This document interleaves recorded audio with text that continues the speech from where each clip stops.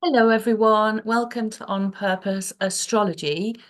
Today's video is called Mars, Pluto and the Full Moon, and the subtitle, Don't Take It to Heart. It's a phrase that came into my head as I was thinking this morning about what to talk about in this video, and I'll explain why I think that came to me and what it can mean and how it can help us to navigate what is undoubtedly quite an intense time. I'm going to be talking about the full moon. We've got the full moon in Aries with the sun in Libra, and we also have Pluto at 29 degrees Capricorn. So it's in its last gasp of Capricorn before it moves into Aquarius on November the 20th, where it will stay for 20 odd years. So for its last gasp, we are accompanied by Mars, the planet Mars, which is in Cancer. So this is important, it's interesting, it's intense. So hopefully some of the analysis of the astrology and some of the words I'm going to share with you will be helpful. This is undoubtedly, as I just said, an intense time for all of us. So let's have a look at the chart for the full moon, first of all. Here we go. So the full moon is on the 17th of October. So I'm recording this on the 14th of October. But before I talk specifically about the full moon, I think it's important to talk about Mars and Pluto because this is the background of all this intensity. Full moons tend to be intense in and of themselves. So we have a kind of peak intensity on the 17th of October. However, on November the 3rd, we have, so we're sort of middle of October now. So in a couple of weeks or so, November the 3rd, Mars in Cancer, you can see there on this chart, I put a little arrow, it's in the 7th house, the 7th segment of the chart. We can ignore the houses because this will fall most likely in a different house in your own birth chart. As always, I ask you to download your chart from somewhere like astro.com for free, and then you can see what house all these planets, all these things I'm going to talk about fall in. The houses, of course, they represent areas of life. I always put in my descriptions as well at the bottom of all my videos, a section of a video where I talk about the basic meanings of the houses. These are for beginners who want to go a little bit deeper and learn a little bit more about astrology. Although many of you, I'm sure, are very compos mentis with astrology anyway. So Mars on the November the 3rd will reach 29 degrees of Cancer. So it will be in opposition to Pluto, which is still at 29 degrees. Pluto has just gone direct a few days ago.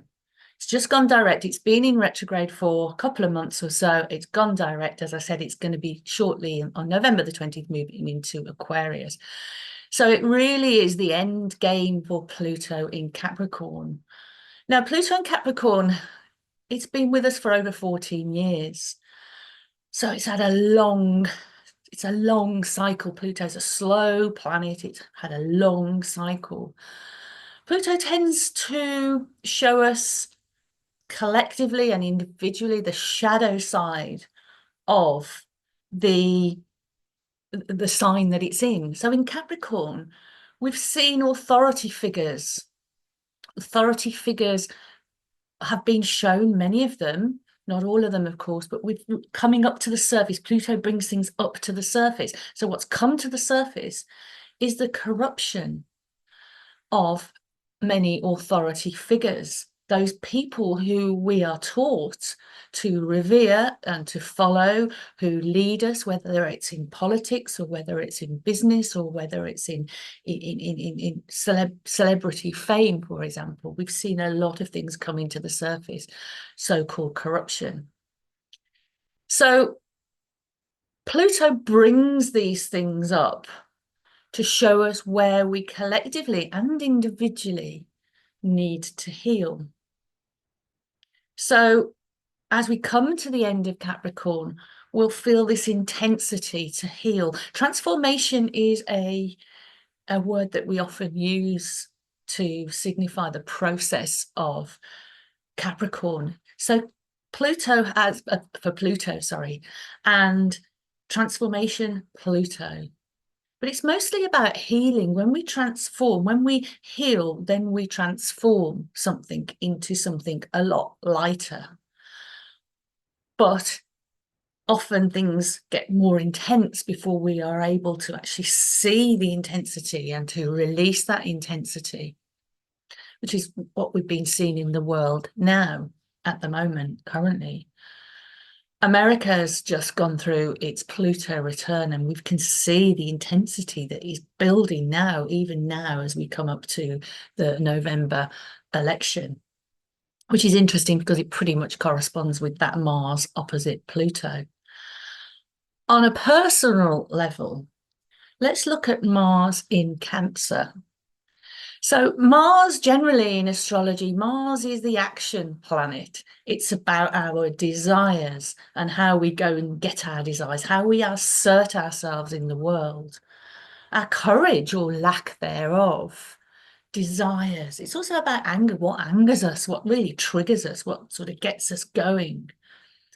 Now, Mars is more comfortable in the sign of Aries and in the sign of Scorpio. Mars in Aries energy is direct. It acts often without thinking, often, can be recklessly or spontaneous. Mars in Scorpio area, it's also strong, is strategic. It acts based on deep analysis of what needs to be done, and then it does it. It goes for it and it does it, and it takes its time. And Mars in Capricorn as well is very strong for Mars. The Capricorn sign is strong for Mars as well. So Mars in Capricorn, again, is ambitious. It's a go-getter. It wants to achieve and it's willing to put in the hard work. So that's just to give you a flavor, because when we see any planet in a sign, it behaves, it takes on the characteristics of the sign that it's in. Cancer is a water sign. It's an emotional sign. It's not going to act in that direct way that it will with Capricorn or with Aries, when Mars is in Capricorn or Aries. There's going to be an emotional response.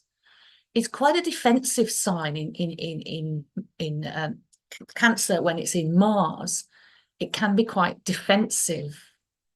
Cancer is about nurturance, safety and security, where we feel at home. It seeks comfort.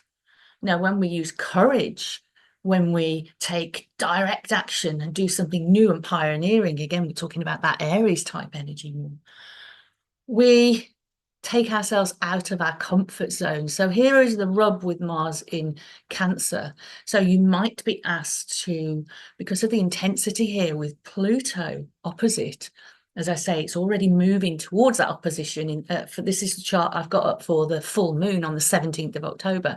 So you can see 22 degrees is the Mars in Cancer and 29 degrees Pluto right directly opposite it. So it's moving towards and into that exact opposition. So it's already in an opposition when we have the full moon. Now, there is energies that we can use, and I'll talk about that in a second. But Mars in Cancer basically wants to feel safe, wants to stay in its comfort zone. It desires safety, it desires comfort, it desires feeling at home. So it's perhaps less inclined to take that direct action. Not that it lacks courage, of course, not that it doesn't act, but that it needs to feel comfortable. So there's usually an emotional process with Mars in Cancer that needs to be gone through before action can take place. So just kind of bear that in mind. Now, passive aggression actually is one of the things that might come out with Mars in Cancer, that passive aggression, that defensive passive aggression. So that's something to be aware of if you experience that in yourself or out in the world. Just being aware of these energies is very much part of the picture. It's the first step. It's a very useful first step if you need to be aware of the energies, if you're to use them practically. Protection, self-protection and protection of others, that's another more positive manifestation of Mars in Cancer. When Mars in Cancer takes action is to protect self or others, it can be just as direct and just as assertive as a Mars in Aries or Capricorn, for example. So I want you to be aware of those energies and how we might be able to use it. And as I said, there is something that can help us in this full moon. Also be aware that Mars in Cancer, it moves into Leo, and when it moves into Leo and Pluto's in Aquarius, it will make another opposition. Mars is actually soon about to go into, it's in December, actually, 6th or 7th of December, Mars goes retrograde, goes into Leo, then goes back into Cancer. So we'll be having that meeting, that opposition between Mars and Pluto in, I think it is next year. It'll be next year, I think it will be sort of January, February next year. But I will talk about that in other videos at great length. But just to be aware of this Cancer Capricorn dynamic here. The Cancer Capricorn dynamic is also about, we've got the opposition, remember, so we look at both of them. It's an axis, it's a balance. We've already talked about, Cancer can be about the family life as well. Capricorn is more about the outside life, the status and the ambition and perhaps the career or the vocation. So where is the balance? Where is that work-life balance? Where might you be neglecting your family? I mean, it doesn't literally have to be your genetic family. It can be the family that you built for yourself or your family of friends. And where are you finding that balance with what you need to do out in the world, and where do you feel the desire to achieve, to gain status, to put something valuable and useful out into the world? So it's kind of finding that balance. Where do we need to sort of step out of our safety zone in order to fulfill our ambitions for the world, what we do in the world, which is usually our job, of course. So it's intense. It's very, very intense. One thing I want to say as well about Pluto, talked about, it brings out the shadow of the sign that it's in. It's about transformation in a sense. It's also very strongly associated with grief. And there's a lot of grief in the world at the moment. When I talk about grief, I mean not just, but obviously importantly, grief when a loved one has passed onto the other side. Remember, Pluto is Hades. It's the god of the underworld. It's where souls pass to when they move on, when they transition, when they transform into another form of life. If you do believe in that kind of, there is something after death, which I do strongly believe in, and I have evidence of this. But grief can also be about, hello, my cat's come to join me here. It's a very rainy day, so he's normally outside at this time of the day, but he wants cuddles, so this is really sweet. Anyway, never mind, you can see his tail flicking up. Grief. So grief it can be about, I mean, when my cat I had before this one passed away, my grief was deep and profound. I cried for probably every day for at least 2 months, because that bond between us was so strong. And not many people recognize that grief when a pet passes away as something that can be just as profound and deep as when a loved one, a person passes away. If you have that deep bond, and it depends on your values and how you feel about creatures. I feel that all creatures are conscious, and all creatures come from the same place of love. And also there's grief, different ways of grieving. So it's about really being kind to yourself. This isn't a chart that speaks to making it easy to be kind to yourself. So let's try and go into that energy and being kind to ourselves and what our feelings are. Feelings might come up, as I talked about Mars, Pluto, those triggers might come up that really bring old wounds associated with grief, but just general old wounds might come up. I'm cuddling my cat here. Here we go. This is the comfort. This is the Cancerian comfort right here. But grief also for situations, for any kind of loss that we've had. It might be the loss of a job, it might be the loss of a friendship or a relationship. We might even grieve as part of our healing process, we might have to go through the process of grieving for the things that we didn't get, things we didn't need, the care and nurturance, Cancer, that we didn't get in our family. And Capricorn also says something about family. If we went through a difficult time, and many of us did have difficult situations as we were growing up. So we might grieve for what might have been as well. So that's something, you know, that's been on my mind. You know, I have personally had a lot of grief recently, and there are two loved ones who have passed away almost at the same time, within a few weeks of each other. And the grief I'm feeling for these people, these two people, very different for each person. So it's about really just thinking about that it's okay, your feelings are okay. Going back to Mars in Cancer, how do you act out your emotions? Do you act out of them by sort of being defensive? Do you act out of them by sort of projecting them onto other people? Do you kind of dwell on it? This is a Cancerian thing. You might sort of dwell on it internally, privately, and keep it all in. But if we can become aware of our feelings, if we can become aware of actually letting our feelings just process through our body, process through our heart, and I'm going to talk about heart in a minute, because as I said, you know, don't take it to heart was the phrase that I came up with, that came into my mind when I was planning this video earlier. If we can really just feel our feelings, and it takes a lot of work, it takes a lot of hard work and persistence, right, to do that. But we can learn to feel our feelings, learn to feel the discomfort.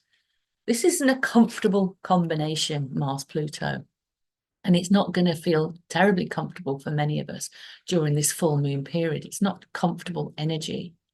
So learning, and I know it's hard, I know it's very, very hard, but learning to feel comfortable with the discomfort, and that might sound like, not possible.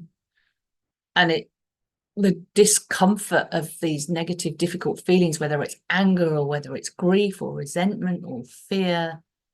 Fear is another thing for Pluto. I'm comforting myself here just by giving my cat a little cuddle, you know. These little things make a big difference, of course. But if we can do that, if we can move through our feelings without acting them out in negative ways, then, you know, we are using the energies to help us, to support us. Now, there are opportunities for healing here, and I'll tell you a couple of them, which kind of full moons. Oh, look at this sweet boy. Look at this sweet, sweet boy. There are some opportunities here. The first opportunity here, because the astrology, the planets, the movement of the planets, the positions of the planets, they represent energies, available energies. Now, we can passively let those energies kind of just, you know, rush over us and act out those energies, or we can become aware of the energies. This is what the beauty of astrology, and we can use those energies. And even if we do still get swept along in those energies, we can have the perspective that this too shall pass, that these are energies that will pass, because everything moves forward most of the time, except when obviously planets go sort of backwards, but they're not actually in reality going backwards. When we talk about retrograde, earlier I talked about Mars retrograde, it means it's going backwards through the zodiac. That's only from our perspective here on Earth. In reality, the planets don't go backwards at all. They carry on moving forwards. So that's a real important lesson about perspective. And when planets are going retrograde, the outer planets go retrograde for much longer periods than the faster planet. Mercury spends about 3 weeks retrograde 2 or 3 times a year, and that's the one probably most well known. Sun and Moon never go retrograde, but the other planets do. So Mars will be retrograde. Let me see, I've written this down. Mars will be retrograde from, as I said, 6th or 7th of December to the end of February. So there's a lesson there about perspective, because from our perspective, things might be going backwards, or we might have to redo things. All these things I've been talking about, we might have to redo them when Mars goes retrograde. As I say, its first opposition will be when it's direct on the where is it now? Where is it? November the 3rd. When it goes direct on, it'll still be direct. Mars will still be direct on November the 3rd when it makes its first exact opposition to Pluto. And then when it makes its next opposition, it will be going backwards it will be in Leo. It will have gone into Leo and start going backwards into Leo. So that will be different energy to work with. And as I said, I'm not going to go into that now because that's early next year and I will talk about it. So I was talking about the opportunities to help to manage this intensity. What are the opportunities here? We see the moon's in Aries on the 4th house. You can see the little arrow there at the bottom of the chart. You can see the moon in Aries. Okay, so either side of it, you've got the green symbol of Chiron and you've got the black symbol, the downward arrow of Sedna there in this chart. No, not Sedna, sorry, Eris. Sedna, Eris. So what does Chiron in Aries bring? It's conjunct, i.e. it is in the same place. Moon has just moved over Chiron. And that brings that's why I'm concentrating on some of the healing aspects of this Mars-Pluto, because under this full moon, we have got the opportunity to do some healing, to feel some healing, to pursue some healing. Now, Chiron is what is known as the wounded healer. Chiron was also the maverick. It was a warrior energy as well. So Chiron in Aries here in this chart, Chiron has been in Aries for a while. It spends about 8 years in each sign. Chiron in Aries brings the Chiron's warrior energy. So this is a good one for that square, because you can see that at this full moon, Mars is also square Chiron and the moon. And it basically, I'll talk about it in a second, basically it forms this full moon and this Mars, Pluto forms a cardinal grand cross. I'll explain what that means in a second. But it ties into the Mars in Cancer and it confuses that Mars in Cancer that can be passive, it can be aggressive, passive aggressive, it can be overprotective, it can be kind of slow to act and emotional. It kind of helps to sort of give it a nudge towards that more warrior energy for healing that we might need for healing. And then we have Eris there. Eris is basically the wounded divine feminine. Eris in the myth was angry. She was wronged and she was angry. So these are some feelings or thoughts that might come up under this full moon. Where have I been wrong? And I'm really angry. And you might feel that warrior energy, but are you going to act out from your wounds? Or are you going to try and heal from your wounds? So this is where we can actually use that Chiron energy to help us. Okay. And then we look to the top of the chart, we've got the sun up there. And before I talk about the sun and its connection to the heart, I want to tell you about another way that this full moon can help us with this Mars-Pluto energy and this full moon intense energy. Remember, the full moons always bring things to a head. Things are intense, but we can see, it's the full light. We can see what's happening. It comes to the light.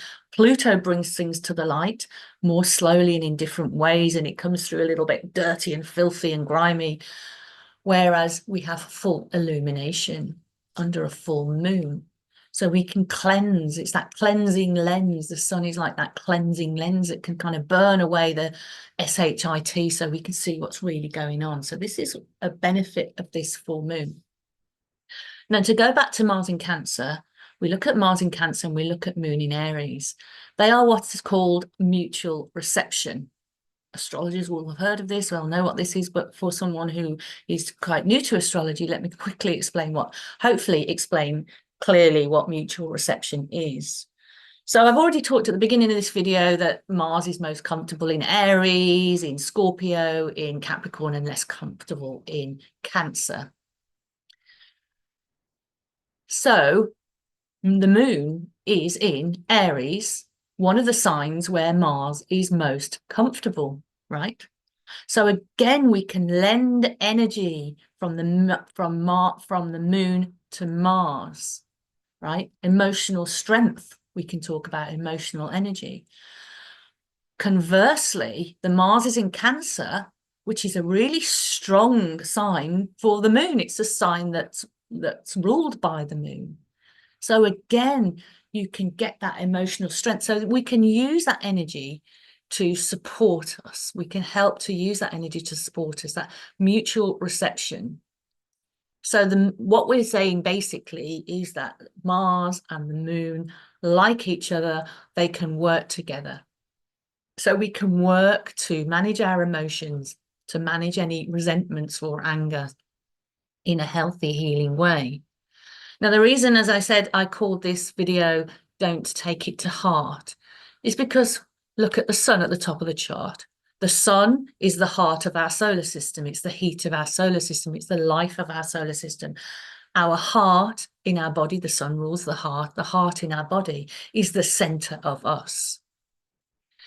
So if you are feeling triggered and someone does or says something that triggers you or upsets you, don't take it to heart. That is a common phrase. I'm sure most of you have heard this. Don't take it to heart means don't believe all the stuff that people tell you about yourself, okay? The sun and the moon in opposition, the moon is basically a reflector. So often, and the full moon itself is about relationships, particularly in the signs of Aries and Libra.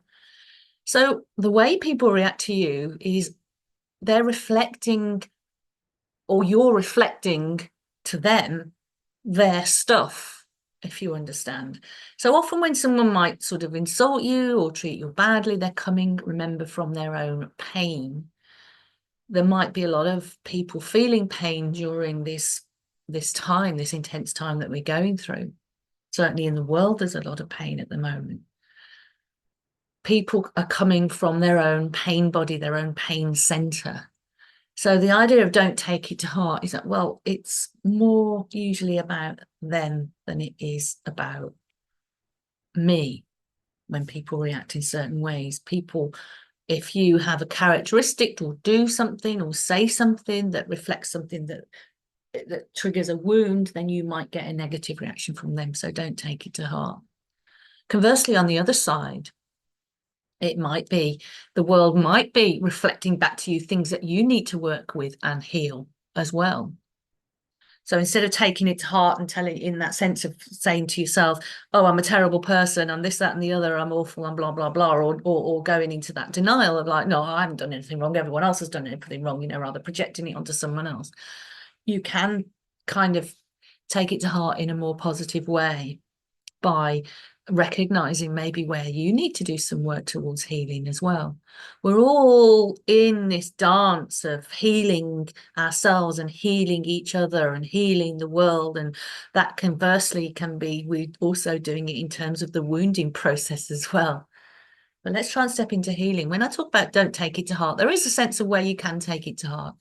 So I've been doing a lot of work recently on heart healing, basically, of